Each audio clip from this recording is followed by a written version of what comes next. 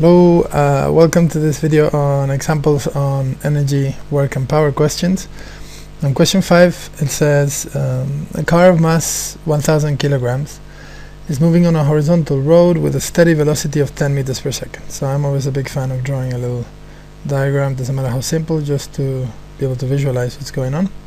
And this is 1000 kilograms and it's going at 10 meters per second, it says, with a total frictional force on it of 400 newtons. So it's going at a constant speed. It's important, very important to see that, to write it down. And there's a friction force of 400 newtons going backwards. They ask us for the power due to the engine. Now there is a formula which I've talked about in the part with the theory. If you haven't seen it, go there and look at the video on power. But the formula for power in terms of velocity and stuff like that is force times velocity. It's really the same equation as the one that says work done per unit time, and I show that in the other video. But here we have force and velocity is equal to power, and they ask us for the power, but they don't give us the force of the engine. They don't tell us how much force the engine is actually applying on the wheels and on the car in general. So how are we going to do this? We've got a velocity and it's a constant velocity, so that works. This is really an equation that is used for constant velocities. But what about the force? So here is where the key is really to see this here, that it's a constant velocity. If it's a constant velocity, we can think about F equals ma, Newton's second law, F equals ma. Because this here is the resultant force, as I always emphasize, and resultant force means the driving force going forwards minus all the resistances, and that's equal to ma. Now if it's a constant velocity, a is 0, right? So then Fd minus Fr has to be 0 because m is not 0. It doesn't matter if this is 0, this whole thing is 0. So these two have to be equal. That minus something equal is equal to 0. So then we know that the driving force is equal to the resistance forces, and since they give us in the question the resistance forces are 400 newtons, we know that the driving force is the same, 400 newtons. Right, so that's really the key that we need to realize in order to do this question. Once we know that, whenever there's a constant velocity, all the forces have to be equal. It's the same thing as when it's stationary. There's no acceleration, so all the forces are equal. So as long as they give us any of the forces, we know that the ones going in the opposite direction are the same. And so we can now use this equation, driving force times velocity. So that's 400, which is going forwards, times the velocity of 10 meters per second, like putting them in brackets, and then 4,000 is the number of watts, right? Power is measured in joules per second or watts, same thing. So that was an easy question, but we really need to realize that to be able to do it. What else? And if you can write this out as part of your main solution, then that's really good. But if you put it on the side, then that's alright also. Here next to the diagram, it's fine. The examiner will know what you're doing. Now I'm going to pause it for a second and write out part B. Now for the second part, we have a slightly more difficult problem, and it says the car now climbs a hill at an angle of 8 degrees to the horizontal. Assuming the frictional force stays constant at 400 newtons, what engine power is needed to keep the car moving at 10 meters per second? So that's as a constant velocity again. And so if we drew the slope, that's a little bit exaggerated because that's a lot more than 8 degrees, but let's say that that's 8 degrees. And then if the car is here and it's going up with a speed of 10 meters per second, constant, then here in this direction there is a driving force, just driving it up, and downwards there are two things. There is the friction, which we're told here is 400 newtons, so that's the force of friction, but there's also the weight component down the slope. So there's the weight down the slope. So that's also something that is a force that's going to want us to go in that direction down the slope, and we need to compensate for that force as well as the friction when we're going up. So in other words, now the force that the engine will have to exert in order to go at the same speed as it was going before, 10 meters per second, it's going to be now bigger, and the power will also be larger. So we should get an answer that is larger than 4,000 watts, which is what we had before. So we need to know the weight down the slope, and we've done this in mechanics already.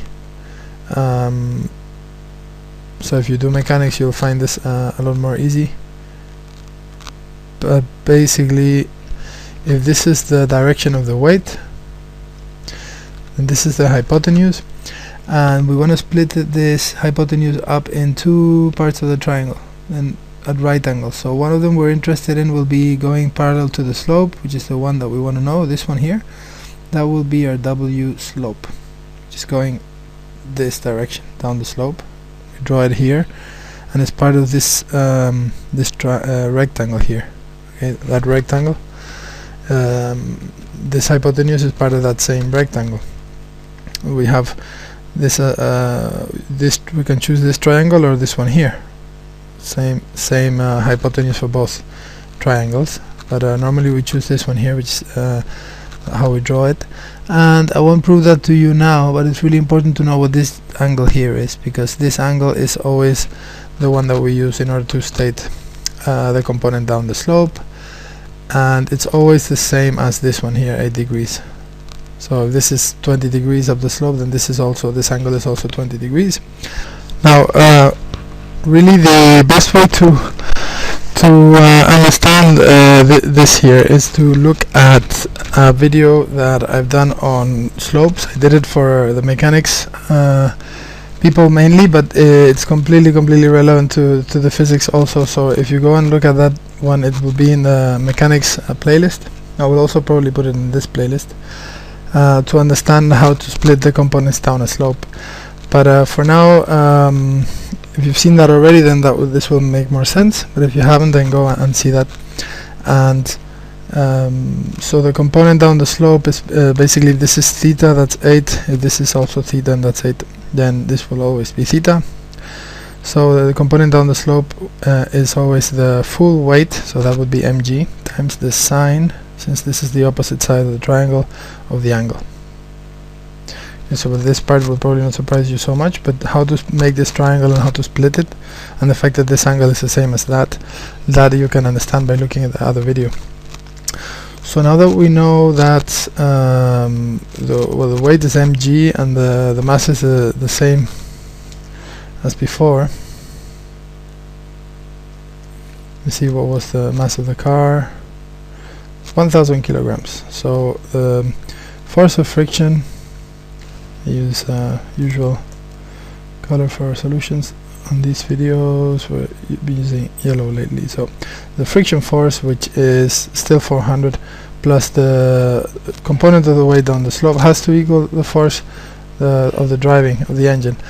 And the driving force, then if we use power equals force times velocity, we can use that to solve the question. So then what's the force of friction? 400 newtons.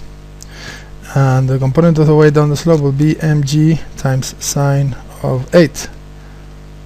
And mg times the sine of 8 is the same as 1000 times 9.8, so that's 1000 times g, which is 9.8, times sine of 8. That's equal to our driving force, and if I do that on my calculator, I'm going to pause it so I don't bore. It comes out to be 1763.8. So that's 4 joules is the driving force, and the power then is equal to the driving force times the velocity. And the velocity, we said it was 10 again, so that's 10 times that is 1,706.40. And to three significant figures, since we already rounded this one up a little bit, we've got a round here, it's 17600 watts. So 17,600 watts would be the amount of power that this needs, the engine needs to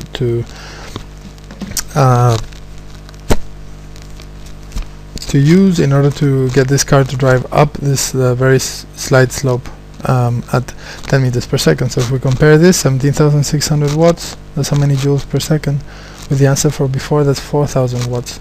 So that's a lot more watts when it's going up the slope. This is fighting against its own weight, or a part of its own weight. Okay, so hopefully that all makes sense. And as I said, if you found this part confusing here, the important part in this video is that you understand the principle of the component of the weight down the slope plus the friction is equal to the driving force. And the main reason for that, which is something perhaps I haven't mentioned so much in the second part of the question, is that they tell us that it's a constant speed. Alright, they tell us that it's moving at 10 meters per second, and that's a constant speed. So therefore we know, as in the last question, I did mention it here, if it's a constant speed, then the acceleration is 0, then the two forces have to be equal. But here in the third part, there's not only two forces, there's three forces. So then the forces in one direction have to be equal to the forces in the other. Here in the diagram we drew driving force going up the slope and these two guys going down the slope. So they have to be equal. That's where this equation comes from. All the forces forward have to equal the forces going down the slope, because we have a constant velocity. And so from then if we can do the rest, we can find our driving force, and once we know that, we put it into this equation, and we know times the velocity, which is a constant 10, then we know the power. So hopefully all that makes sense, and for more details on that you can look at the other video of components down the slope. Alright, so see you in the next video.